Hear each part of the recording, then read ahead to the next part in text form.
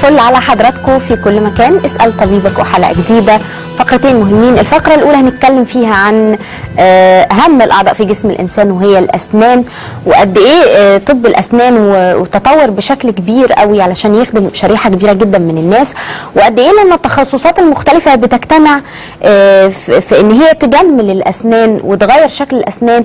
ده بيغير حياة الشخص خالص وبيغير نفسيته وبيخليه شخص من شخص إلى حد ما، ودي حقيقة بتحصل، منطوي إلى شخص مقبل على الحياة. أكيد طب الأسنان فيه تخصصات كتير. المفهوم الغلط إنه دكتور الأسنان ممكن يعمل كل حاجة، لا، أكيد فيه تخصصات لهذا الطب بشكل كبير تقدمت وتطورت. حتى زراعة الأسنان بقت فيها تطور بشكل كبير قوي. احنا النهاردة هنتكلم عن تجميل الأسنان والتركيبات المختلفة وزراعة الأسنان للناس اللي فقدت أسنانها أو عندها أي مشكلة في أسنانها. لازم تتابعونا في فقرتنا دي. احنا النهاردة معانا ضيفنا دكتور شادي علي حسين، مدرس علاج الجذور في كلية طب الأسنان بجامعة عين شمس، ودكتوراه علاج الجذور من جامعة عين شمس، وزميل للكونغرس العالمي لزراعة الأسنان، والمدرب المعتمد من الجمعية العالمية لطب الأسنان الرقمي، وعضو الجمعية الأمريكية لعلاج الجذور. اهلا بيك دكتور شادي. اهلا بيك. اهلا. تجميل الاسنان ده شيء حلو قوي، وخاصه باستخدام التركيبات والزراعه. خلينا نقول السؤال اللي انا طرحته في البدايه في المقدمه، وهو ازاي التخصصات المختلفه تجتمع علشان تغير حياه بني ادم خالص. تمام. هو بص يا امنه، هو الفكره في حاجه ان احنا عايزين نوصله دايما، والفكره اللي احنا وصلها للناس ان انا دايما عندي في مفهوم مختلف. عندنا بنقدم فكر جديد لطب الاسنان. مفهوم الدكتور السنان انا بخاف منه، انا بترعب من دكتور السنان، انا دكتور السنان دي اوحش زياره ممكن اعملها في حياتي. ده اختلف. انتوا تعرفوا، انتوا عارفين ان الناس بتقول كده فعلا؟ انا مفيش عيان بيقعد عندي على الكرسي لا، دي السيم اللي اول ما العيان يقعد ما قلتش. وهو كده. فالموضوع ده دلوقتي اختلف. هو طبعا ده بيبقى المفهوم بتاعه اول ما يخش، لما بيطلع بيحاول يوضح للناس، مش بيقدر ان هو لما بيشوف يعني بينقل الخبره اللي شافها للناس بالظبط. فاحنا عشان كده حاولنا نغير الفكر ده، ان احنا نجيب الحالات الحقيقيه نغير الفكر ده. ففكره مفهوم تجميل الاسنان ده هو مفهوم شامل. يعني ايه مفهوم شامل؟ يعني يقع تحتيه كذا تخصص. التركيبات الثابته، العلاج التحفظي، علاج الجذور، الزراعه، كل واحده من دول ليها فيري هاي تكنيكس وتكنيكس عاليه جدا، وليها دراسه علميه كبيره جدا. فلما بنقدر نجمع الكلام ده كله من ان انا اقدر ادرس شكل المريض، اشوف الابتسامه، اشوف ايه اللي حاصل، ابتدي احلل السنان دي، ابتدي احلل اللثه، ابتدي احلل الشفه، نشوف وندرس الكلام ده كله كتضاريس مختلفه، ابتدي اقدر اعرف ايه دي محتاجه علاج عصب، دي محتاجه ان انا ازرعها، دي محتاجه ان انا اركب عليها قشره، لا دي هركب عليها طربوش. ويمكن في النهارده معانا حاجه هتلم. وانا الحقيقه انا بيعجبني فيك يا دكتور شادي انك انت بتربط الكلام بالصوره. بالزبط. يعني الاثنين مع بعض عشان الناس بتحب ده جدا. بالزبط. فاحنا النهارده معانا حالتها صعبه شويه. هنشوف انت عملت ايه للحاله دي. معانا فيديو تقريبا او تقرير. نروح نشوفه مع بعض. جاهز معانا؟ مشكلتي ان انا كان عندي فرق في اسناني، وعندي سنه كمان صغيره، وده ما بيأثر عليا ان انا لا بعرف اضحك ولا اتصور براحتي، وكمان ان انا اعمل بريسز واقعد سنه ونص، لا ده موضوع كبير يعني، لا بلاش خالص. اكتر حاجه عجبتني في حلقات دكتور شادي انه عنده تكنولوجي عاليه جدا في السنتر اللي عنده، بيعمل كل حاجه في يوم واحد. يعني ما فيش حد بيعمل كده بيتهيألي اصلا في مصر كلها، ودي حاجه كويسه جدا وشجعتني ان انا اجي، لازم اعمل فعلا سناني.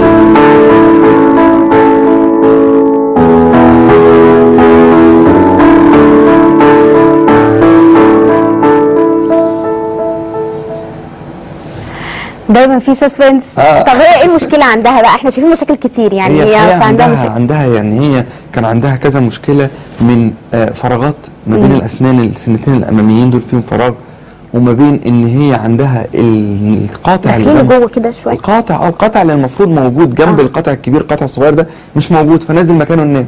فالناب نزل في مكان غلط. فالسنه اللبنيه بتاعه الناب الصغيره دي ما اتشالتش، لان الناب نزل في مكان جنبه. فاصبح عندي سنه مش في مكانها، سنه مش موجوده، وسنه عامله فراغ، فيعني لخبطه من كذا اتجاه، وحاله تعتبر حاله صعبه. طبعا هي ليها ابروتشز، ميني ابروتشز، وليها حلول كتيره جدا، ولكن هي كانت هاف ا باد اكسبيرينس، وكانت عندها مشكله ان هي عملت حشوات بيضاء، يعني عملت جو ثرو رونج ابروتشز وعملت حاجات غلط، فعشان كده كانت ما عندهاش استعداد انها تقعد فور لونج تايم علشان خاطر تبتدي تعمل علاج فور لونج تايم، فكانت عايزه حاجه ايميديت وتقدر ان انت هل تقدر ان احنا نعمل الكلام ده ولا لا. ده اللي احنا ابتديناه عن طريق الاشعه المقطعيه ثلاثيه الابعاد. دايما دي اولى مراحل التشخيص الاشعه المقطعيه. طبعا. هلا هيف معانا؟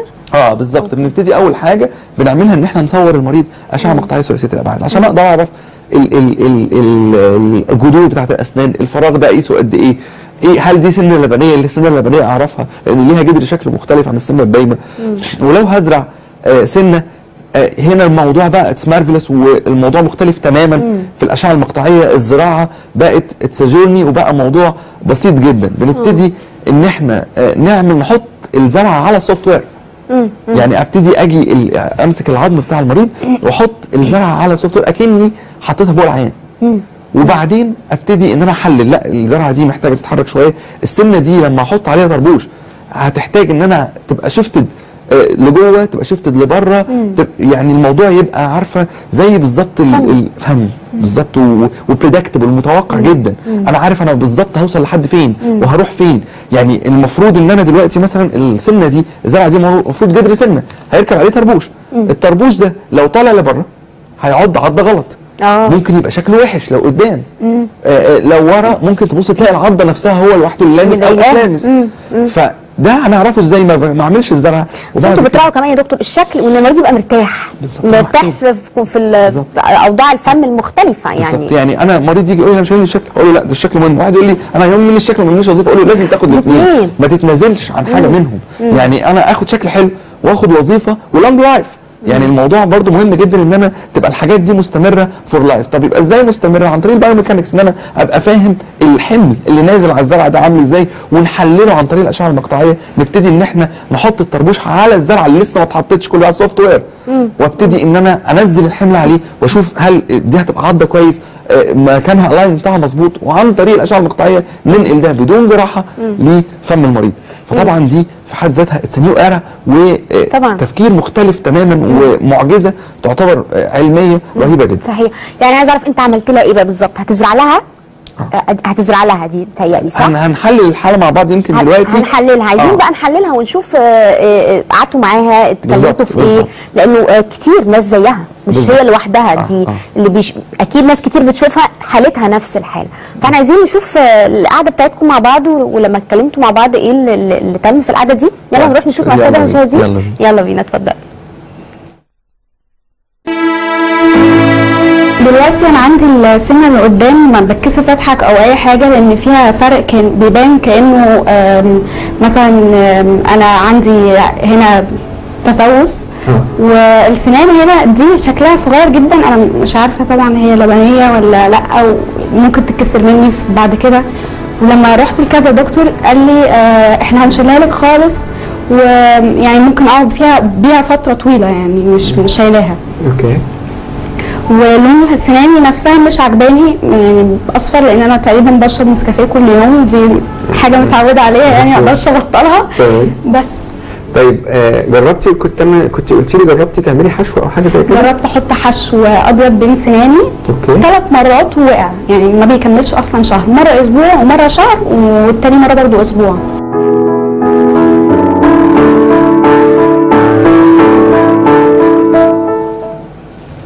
طيب عده مشاكل مختلفه، التعامل بقى معاها كان ازاي؟ هي زي ما احنا اتفقنا، هي عندها سن قاطع مش موجود، قطع صغير. انا عندي المفروض في قطع كبير وقطع صغير وبعدين الناب، والناحيه الثانيه قطع كبير وقطع صغير وبعدين الناب. في واحد مش موجود، القطع الصغير ده مش موجود في الناحيتين، في الناحيه الشمال بس، في الناحيه الشمال بس. وبعدين الناب لما مش موجود قام نازل في الفراغ بتاع القطع الصغير. فالناب اللبني ما نزلش، ما وقعش، موجود زي ما هو.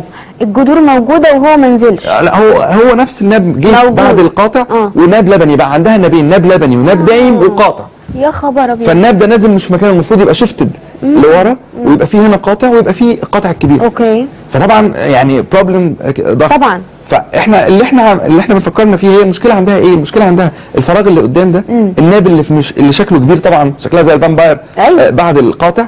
وثاني حاجه ان السنه اللبنيه بتتلون بشكل اكتر من السنان الدايمه، فمصفره، فمع ان تشرب نسكافيه والكلام ده كله، فحاسه ان السنه متلونه اكتر.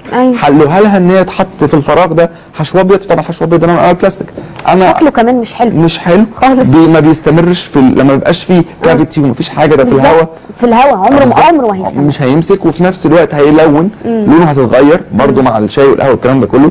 فعشان كده هو ده بيدي الباد اكسبيرينس عن طب السنان، وبيدي باد اكسبيرينس ان احنا ده هو ده اللي ممكن يتعمل. لا ده انا ماليش حل لحالتي، وتجو ثرو الحدوته دي وخلاص، ويفضل البني ادم متخيل ان حالته دي مالهاش حل.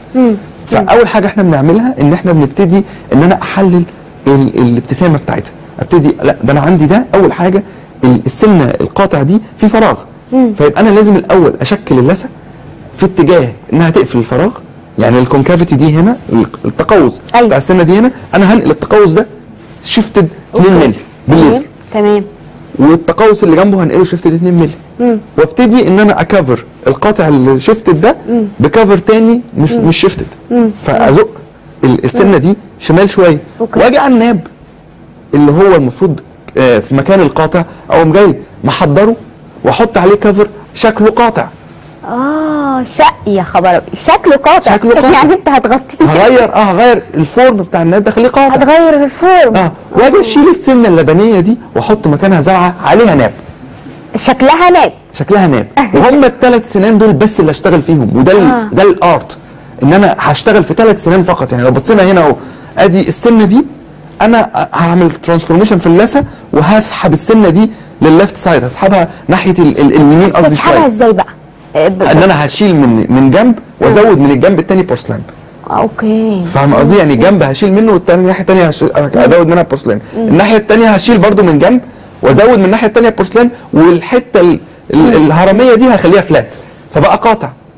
واجي اقوم جاي على الناب الصغير ده اللبني اللي جنب الناب الكبير ده اللبني، اقوم جاي حاطط فيه زرع على السوفت وير. شكلها شكلها ناب، انا عجباني الحته دي. فاقوم جاي وزي ما انت شايفه كده، بحط الزرعه الاول على السوفت وير، بحيث ان انا بعمل كل القياسات وكل الفاريشنز والشكل اللي انا عايزه الفاينل والاتجاه وكل حاجه بعملها على السوفت وير، اكني حطيت الزرعه فوق العيان. زي ما انت شايفه الزرعه في 3 دي اكنها محطوطه في بق العيان. فبالتالي يبقى انا قدرت اوصل ان انا حطيت الزرعه دي من غير جراحه، هقدر انقل الكلام ده لبق المريض عن طريق، ايوه بالظبط، عن طريق الدليل الجراحي من غير ما افتح. هو ازاي ليه الطبيب بيحتاج يفتح ويمسك مشرط ويفتح؟ علشان خاطر سيرش، يعني عشان يدور ويشوف بعينيه شكل العظم. انا عندي هنا شايف كل حاجه، انا عندي كل حاجه شايفها على السوفت وير في 3 دي، فانا اي دونت نيد تو اوبن. لا انا مجرد بس اي ويل تيك اوت السنه دي بالالتراسونيك بالموجات الصوتيه، واحط مكانها الزراعه عن طريق الدليل الجراحي اللي انا خدته من الاشعه المقطعيه ثلاثيه الابعاد. يمكن عملنا الحدوته بتاعت اسراء دي في مرتين. مره عملنا فيها السنتين اللي قدام دول، والمره اللي بعديها قمنا عاملين بتاع، لان هي مش تكنيكال وايز، ولكن هي اسراء كانت مرت باكسبيرينسز وحشه، وزي ما انت شفتي كده عملت مع دكاتره السنان والكلام ده باد هيستوري خالص. فابتدينا قلنا لها طب توجينا تراست ابريدج اوف تراست، احنا هنبتدي نعمل السنتين دول، ودول هيحلوا لك 60 و 70% في البروبلم، وبعد كده هناخد الناب ده في جلسه ثانيه بعد ما خططنا له وعملنا له كل حاجه. محتاجه شغل فعلا، يعني هناخد بس تكنيكال هي تخلص في جلسه واحده يوم. بس انا خدتها في جلستين بس عشان توجينا بريدج اوف تراست مع العيان. ايوه بالظبط. لا بس فعلا انا يعني انا متشوقه نشوف كانت عامله ازاي. نشوف نتفرج مع بعض واحنا بنعمل بقى. احنا دلوقتي هنبتدي الاول طبعا ان احنا نحضر بالميكروسكوب. فالميكروسكوب اول حاجه بعملها هبتدي زي ما قلنا هنعمل شيفتنج في اللثه. اوكي. يعني الاول انا هعمل شيفتنج ال 1 ملم الفراغ اللي موجود ده، هخفيه من اللثه قبل ما اخفيه من السنان. تمام. فابتدي اقوم جاي بالليزر واقوم عامل التقوس ده في اتجاه متشفت عشان يقفل الفراغ. فاهم قصدي؟ واجي في اللي بعديها نفس القصه، اقوم جاي قاطع بالليزر. انت زدت شويه، طلعت شويه سنه بره. لان السنه الفيوتشر هتيجي تنزل في الحته دي. بالظبط. فنيجي نحدد اللثه، واقوم جاي من الرايت سايد قمت شايل الجزء الزياده اللي انا مش عايزه. تمام. وابتدي احضر السنان زي ما اتفقنا ال 1 ملم بتاعنا. أوكي. احنا متفقين دايما على 1 ملم ما بنزودش عنه. أيوة. بنكبر بالميكروسكوب، التحضير بتاعنا بيبقى قريب جدا من اللثه، ومع ذلك مفيش انجري للثه خالص، مفيش اي اذى للثه، واللثه بتتحضر بشكل رائع لان انت بتشتغلي قريب جدا من بالماجنيفيكيشن عالي وبالتكبير العالي، بتفنشي تفنيش عالي جدا. فالتركيبه الفيوتشر اللي هتنزل بشكل ممتاز جدا وبشكل مقفل جدا على اللثه من غير ما يبقى فيها اي بكتيريا ولا اي مشاكل. فاحنا بنشكل طبقا للخطه اللي حطيناها من الاشعه المقطعيه ثلاثيه الابعاد. كل ده يا جماعه بالميكروسكوب، يعني الميكروسكوب بنكبر جدا اللي انتوا شايفينه بتكبر جدا بالزبط. طبعا. فيجي انا عملت شيفتنج بقى في السنان عن طريق الاول الليزر، وبعدين عملت شيفتنج في السنان عن طريق ان انا شلت الجزء اللي انا شايفه ان هو رايح كده، شلته بالميكروسكوب 1 ملم بس، شلت المره دي 1 ملم من ناحيه واحده بس. ما هو يعني الناحيه الثانيه مش الناحيه الثانيه اوريدي فراغ، فاكنها متحضره. اوكي، فاهم قصدي؟ فشلت ال 1 ملم ده من ناحيه واحده، ومن الناحيه الثانيه شلت ال 1 ملم وخليتها فلات، خليتها مش هرميه الشكل عشان تبقى نابله، خليتها عامل زي بيفصل حاجه. اتس ان ارت، اتس ان ارت خالص يعني فعلا فن قوي. وبعدين نيجي نبتدي بقى امسك الكاميرا بتاعه الليزر وابتدي اصور الموديل بتاعي علشان خاطر اعمل موديل شكل الاثنين قواطع. واحنا اتفقنا ان احنا عملنا البلاننج للناب اللبني بس لسه مش هنعمله المره دي، هنعمل الاثنين قواطع النهارده بالشيفتنج بتاعهم بكل الحدوته بتاعتهم. طيب التصوير بقى، مرحله التصوير دي موجوده معانا برضو؟ موجوده معانا طبعا. هنبتدي ان احنا نصور بالكاميرا، زي ما اتفقنا دايما بنصور. دي كانت زمان بدل المقاس اللي بيتاخد بالعجينه ده، فهي بنبتدي هي كاميرا ليزر بتلف حوالين السنان وتعمل لي الموديل الثلاثي الابعاد ده. ابتدي اشكل شكل ده اللي كان ناب اللي احنا بردناه تمام وخليناه شكل قاطع، نبتدي نحط عليه كفر على شكل قاطع. الاثنين اللي جنب بعض نحط عليهم كفرز على شكل القاطع بتاعنا، ونبتدي ان احنا نقول للاوردر للكمبيوتر لو سمحت اخرط لي الكلام ده او شكل لي الكلام ده من بلوك بورسلان نقي علشان خاطر يعمل لي منه السنان اللي احنا عملنا لها ديزاين على السوفت وير. فيبتدي اخد السنان دي بتطلع لي يوني كالر، بتطلع لي بلون السنان بس الباك جراوند هي اللوحه دي الباك جراوند بتاعتها لونها بيج او اصفر، انا بقى عليها رتوش. اللوحه دي عليها حته بيضاء، حته بني، حته مش عارف ايه. فنبتدي ان احنا ناخد الرتوش دي بقى، ناخد السنه اللي احنا عملناها بالكمبيوتر ناخدها هي الشكل بتاعها از ايديال، اللون الباك جراوند بتاعها از ايديال، الشيب بتاعها والحاجات لو في ميلان لو في انجل مش عارف ايه، كل الكلام ده عملناه على السوفت وير وطلع لي مخروط جاهز على من الجهاز. ابتدي ان انا احطه على فوق المريضه بقى، وابتدي امسك الفرشه واقعد الون، اقعد بقى ايه امسك الحته دي. بتعجبني انا الحته بتاعت التلوين دي. ما هو كله يعني اللي عنده شويه نقط بيضاء ومبسوط بيها بتعملوا نقط بيضاء في مش فكره مبسوط بيها، كمان فكره ان هي دي زي السنه اللي جنبها عملت 3 سنان بس. يعني انت شايفه الرتوش البيضاء اللي تحت دي انا ببتدي اعملها زيها، في نقطه بني من تحت في السنه من تحت بعملها بني. فاهمه قصدي؟ في حاجه هنا من فوق هيو شويه لونه بيج شويه فابيض، ابتدي اعمله يعني ناتشرال تيبيكال بالظبط. نبتدي نعملها بالظبط زيها. انا بعمل سنتين 2 بس، والسنتين اللي الناحيه الثانيه انا مش هقرب لهم. فده الارت، ان انا ما اقولش العينه لا انا هبرد لك ال8 سنان ولا 6 سنان عشان خاطر اعمل لك، لا انا بعمل 2 بس، وابتدي كمان اعمل فينيشنج في الاثنين، في اللي انا عاملها وفي السنان الطبيعيه عشان اخد نفس الكونتراست والفيو بتاع الاثنين. فابتدي ان انا المع دي الطبيعيه اللي على الشمال، دي الطبيعيه ولا والله ما بقيت عارفه افرق ايه فين الطبيعيه. وابتدي اخد الكافرز دي والزقها على السنتين اللي جنب بعض دول، ابتدي اخدهم والزقهم، وابتدي طبعا بنعمل لهم كيورنج بالالترا فايولت او اللون الازرق، الضوء الازرق اللي درجه الشفافيه بتاعه السنان بالرتوش اللي عليها زي بعض بالظبط. يعني مفيش اي اختلاف في الشفافيه ما بين دي وما بين دي على عكس المواد الثانيه، والمارجنز از بيرفكت، مفيش اي فراغ ما بين المارجن ده وما بين اللثه. الحافه بتاعت الكافر مقفله 100%، اللثه هتنزل هتادبت عليها 100%. يو نيفر ديتكت ولا انت ولا المريض ولا حتى يمكن هي تتلخبط اصلا تقول فين سناني الحقيقيه. دي اللي بيحصل، هم بيبقوا قاعدين على الكرسي، ايه ده يا دكتور السنه دي مش عاجباني، دي سنتك. انا ما عملتش حاجه، دي سنتي. والله الواحد بيتلخبط. والله العظيم فعلا بيفتكروا ان ساعات السنان اللي انا ما اشتغلتش فيها هي دي اللي انا عاملها، يقول لي لا اصل دي مش عاجباني، دي اللي انا ما لعبتش فيها دي سنتك انت. فنبتدي ان احنا خلاص فاينل، والسنه بقت فاينل، ودي سنان طبيعيه تقعد 15 سنه ما جراش حاجه، والزرعه برده كانت ممكن تتعمل في ساعتها زي ما عملنا البلاننج بتاعها، نشيل السنه اللبنيه ونحط مكانها الزرعه بالسنه الدايمه، تبقى برده اتس بيرفكت. ممكن نتفرج بقى، احنا معانا بقى، يلا نشوفها بقى يا جماعه. الكلام الحلو ده كله، نشوف الحلقه بقت شكلها عامل ازاي بعد المجهود ده. يلا.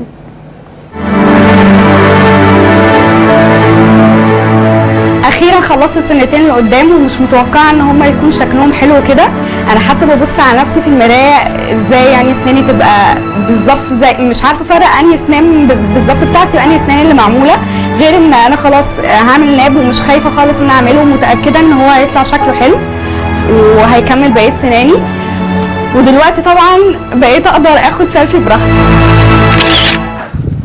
وسيلفي كمان وحاجات جامده. دلع الدنيا. ده عايزه تملى الدنيا سيلفي بعد كده.